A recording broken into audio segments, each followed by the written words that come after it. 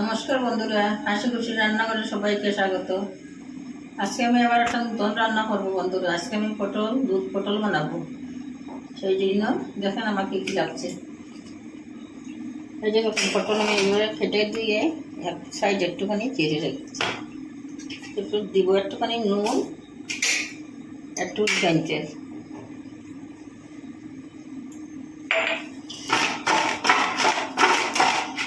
দিয়ে রেখে দেবো।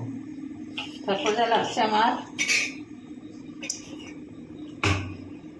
নুন, হলুদ, জিরার গুঁড়ো, আর এখানে আছে কাঁচা লঙ্কা, আদা, গোলমরিচ একসঙ্গে বাটা, কচুরি মেথি, দারচিনি, এলাচ, লবঙ্গ, চালমগজ আর কাজু একসঙ্গে।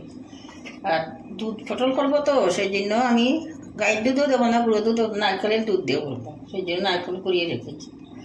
একটুখানি কচুরি মেথি, আর ফোড়নে লাগবে আমার তেজপাতা, এলাচ, দারচিনি, আর তিনটা কাঁচা লঙ্কা রেখেছি, এটা দেবো করে তরকারির মধ্যে। আর তরকারিটা আমি সরষের তেলে করবো। একটুখানি চিনি লাগবে, জায়ফলের গুঁড়ো, ঘি, এতটুকুই লাগবে। আর যদি কিছু লাগে পরে দেখাবো।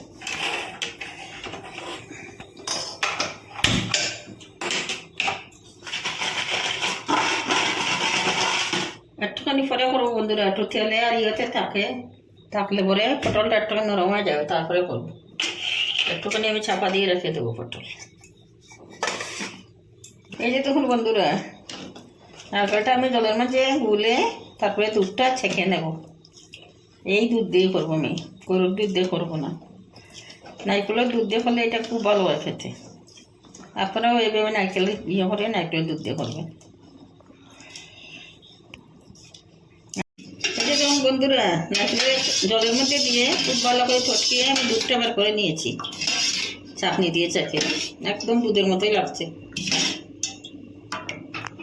এখন আমি পটল বসিয়ে দেবো, একটুখানি হালকা ফ্রাই করে নেব।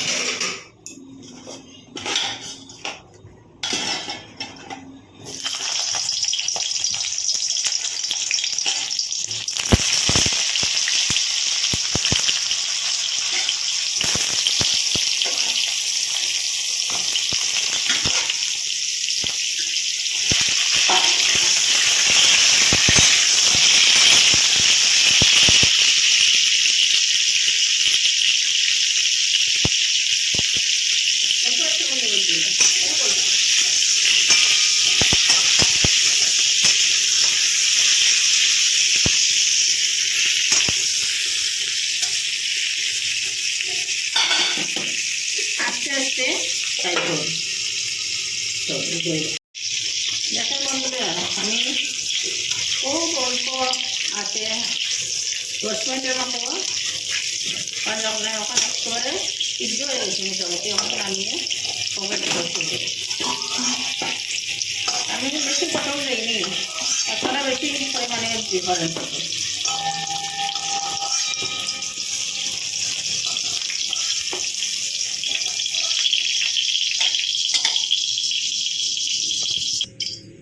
পটল মধ্যে একটুখানি তেল আছে তো, তার মধ্যে সরিষার তেল দিয়ে তরকারিটা বসিয়ে দেবো।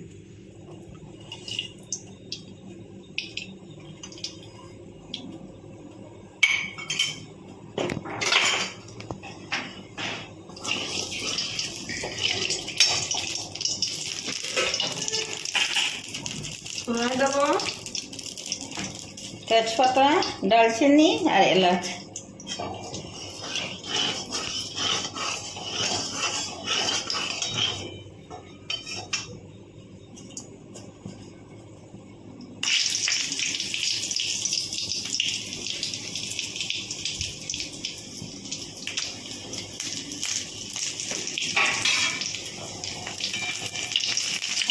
খুব ভালো করে ভাজা করবে। যখন সুন্দর গন্ধ করবে তখন দিয়ে দেবো মশলাগুলো।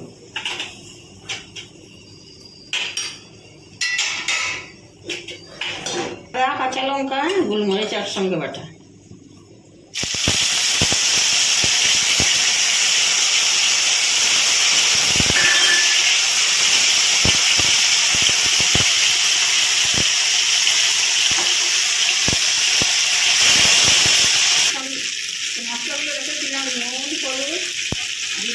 কিছুক্ষণ ধরে পেস্টের মতো করে দিয়ে দিলাম।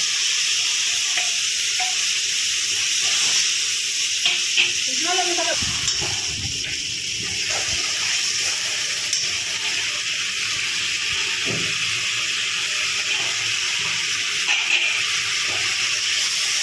এক চামচ কাশ্মীরের উপর দিল, এটা কালারের জন্য দিলাম।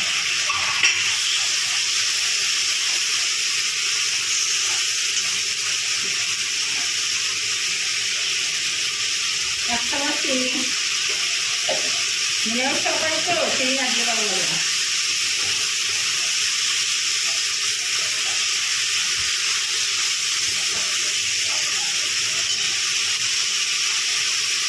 মশলাটা খুব ভালোভাবে কষানো হয়ে গেছে, এখন দিয়ে দেবো কাজু আর মগজদানা।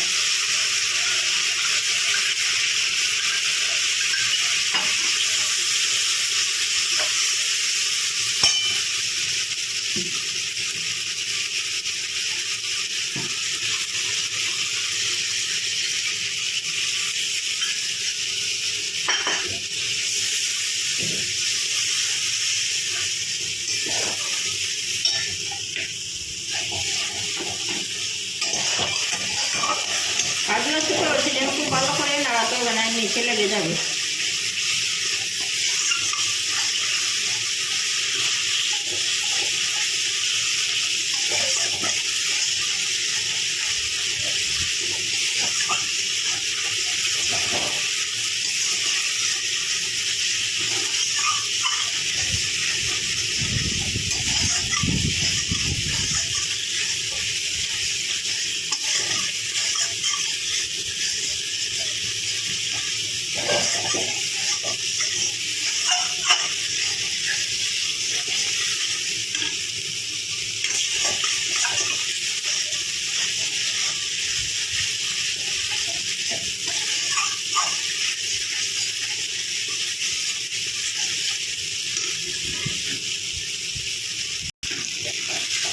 মিনিটের মতো কষালাম, এখন আমি একটুখানি নারকেলের গুঁড়ো দিয়ে দেবো অল্প।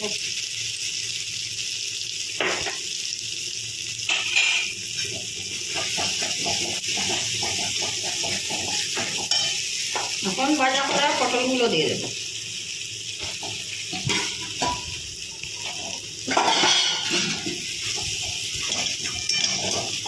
দিয়ে একটুখানি কষিয়ে নেবো, তাহলে পটলের ভিতরে মশলাগুলো খুব ভালোভাবে ঢুকে যাবে।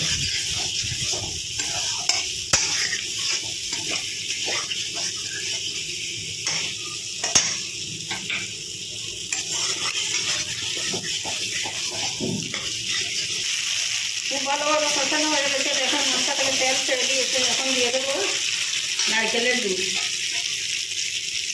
চেখে রেখে পিঠাও আবার চেখেই দেবো।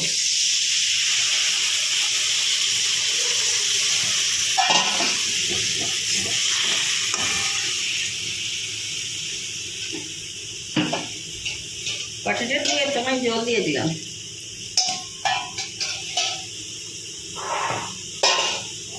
এখন 10 মিনিটের মতো রান্না করবো, তারপরে আপনাদেরকে দেখাবো।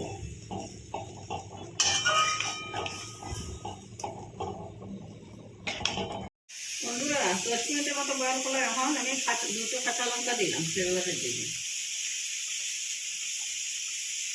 এখন তরকারি আমার একদম শেষের দিকে, একটুখানি কচুরি মেথি।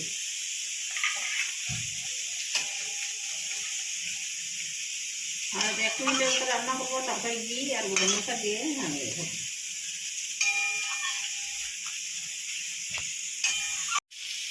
তরকারিটা সম্পূর্ণ রেডি। এখন 1 চামচ ঘি দিলাম 4 চামচে,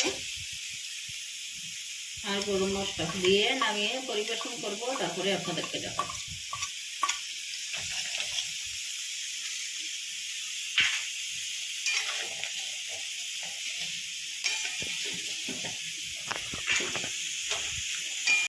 দেখেন বন্ধুরা, আমার তরকারি সম্পূর্ণ রেডি। কীরকম লাগছে, ভালো লাগছে নাকি আপনাদের? এইভাবে বানিয়ে খেয়ে দেখবেন, খুবই স্বাদ লাগে। ভাত রুটি সব কিছুর সঙ্গে এই তরকারি খেতে পারবেন।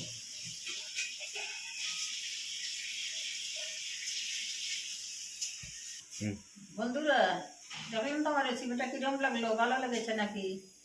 যদি ভালো লাগে তাই এইভাবে বানিয়ে খেয়ে দেখবেন কীরকম লাগে।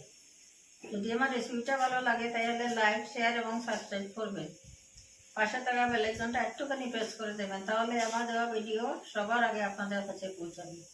আর বন্ধু বান্ধবের কাছে একটু বেশি করে শেয়ার করবেন, যাতে সবার কাছে গিয়ে ভিডিওটা পৌঁছায়। আজকের মতো এখানেই শেষ করছি। ভালো থাকবেন, সুস্থ থাকবেন। নমস্কার।